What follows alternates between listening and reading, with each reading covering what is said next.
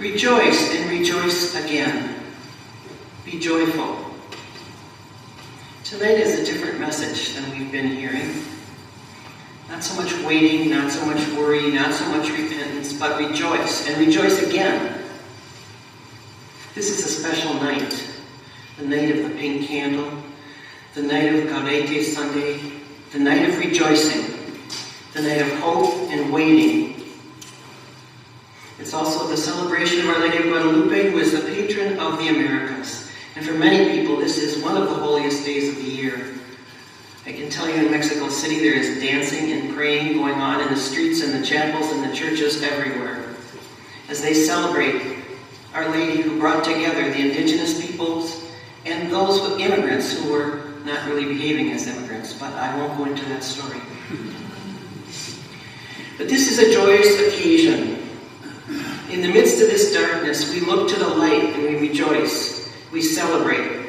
So how is it that we're joyful tonight? It's dark. The problems remain. But I would say that there are many things for us to rejoice in. The whole entire earth, all of creation is for us to rejoice. Thursday night we had a discussion after our liturgy. And we talked about, I think Marty asked the question, where do you find God? And we had all kinds of answers. Mountains, streams, sunsets, each other, babies, northern lights, the wind, all kinds of things. We certainly find God in each other, and we talk about that frequently, how the God spark is within us, and how we bring the love and the life of Jesus Christ to each other. But perhaps that's an incomplete story on nights like tonight. Perhaps there's more to us than each other.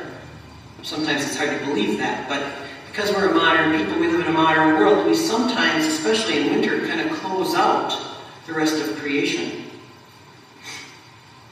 So what is it that we're joyful about? In C.S. Lewis's work, in some of his Narnia books, which I haven't read all of, but the children hear the figure of Christ. It's not called Christ, but they hear the figure of Christ singing into the wilderness.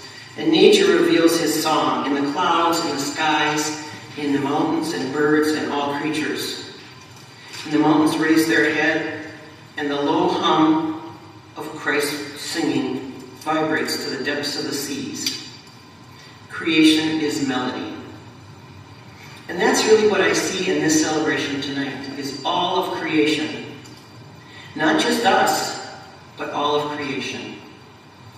The mountains, the hills, the sky, the breezes, and we're called to rejoice.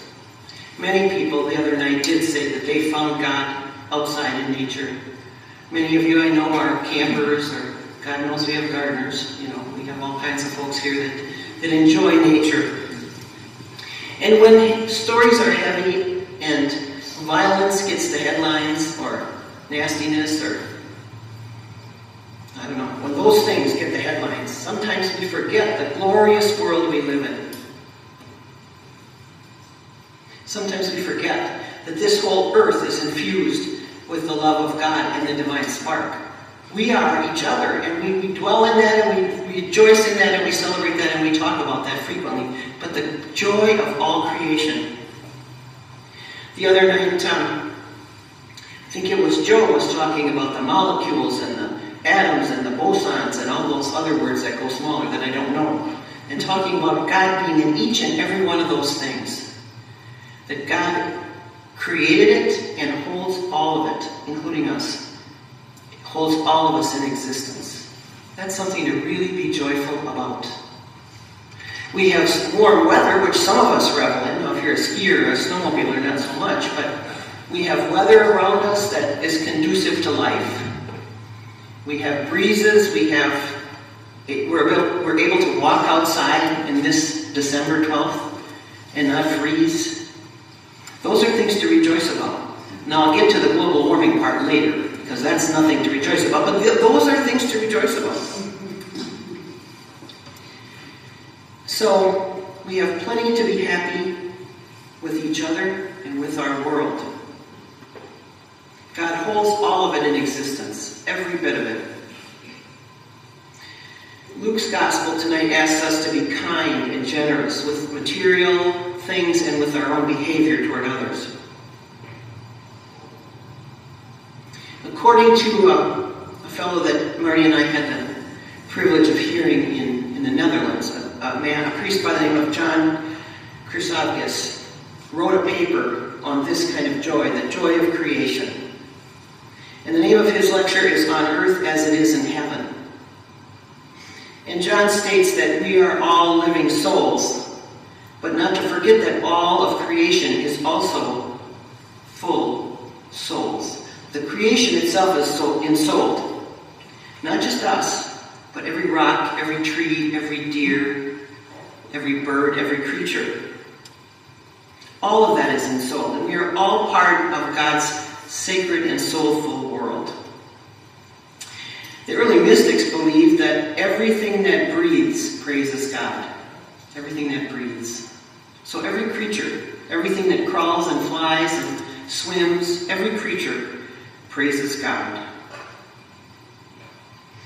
And so when we think of it that way, when we broaden our perspectives and we remember that we are part of a glorious physical world, when we read Genesis and we see how we were created, we do have domain, but we're not alone in this world.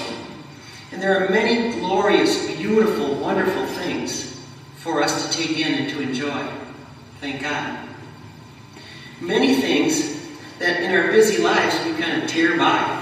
I can tell you when I'm going up 35E and there's a slow guy in front of me, I'm not enjoying the sunset. I'm not looking at the flora and fauna, and I should be. But I'm doing other things, as you all know. But nonetheless, this natural world is around us and it fills us up. So we don't have only ourselves to celebrate tonight. And I'm not saying only ourselves as though we're minimal. We're huge. This is a huge thing to look into all of your eyes, and to be with you here tonight is a glorious thing to rejoice in. But we also have this beautiful natural world, all of God's creation, the universe, the stars, the heavens, the earth, the sea, the water, the breezes. And that indeed is something that's being discussed really right on this day, I believe, still in Paris. The last thing I heard was 119 nations signed on to an agreement to try to abate global warming and save things from being extinct and save us from having to struggle, save islands from being bowled over by the seas. So these are important things. And while we anticipate the birth of Christ, we celebrate Christmas, we wait in joy for the day of Christ's incarnation, we can take the time to look around us and to listen and to hear God's creation and to rejoice, and again to rejoice in what we have, the environment we have to live in, and the environment that, thank God, people are working to protect as we speak. It's an important thing. So how does this joy, the joy of life, the joy of all the teeming song of the world, the ebb and flow of everything in the universe, how does that enter into the sorrow and the waiting and the darkness? Well, I think many theologians, and I wouldn't call myself a theologian, but I would agree with the theologians, that those things are very close. That joy and sorrow are closer than we think. That joy and sorrow, life and death, pain and ecstasy are close to each other. And in saying that, all we have to do is to look to the natural world, to see the horrible, horrible storm and then the rainbow, to see the dark night where many people are fearful and in pain, always break into dawn, to see a raging seashore, a raging ocean break on a calm seashore. All of those things on the edge are filled with God's love. God is in all of it. God is in the darkness, God is in the light, God is in all of it. So even when we struggle, even when we're in the high waves, or the terrible storm, or the dark night, we're not without God. So all of those things are for us to contemplate, to pray about, and to realize that we are never alone. We are never without our Creator. Our loving God holds us in light and in existence so that we can take in all that's happening around us. So this is how the mystics believe that everything that breathes praises God. Even in the darkness and in the light, everything praises God. So tonight, as we celebrate this night of light, this night of rejoicing, let's remember that there's so much around us, under our feet, over our heads, all around us, including the joy and the love of each other that we have to celebrate on this night.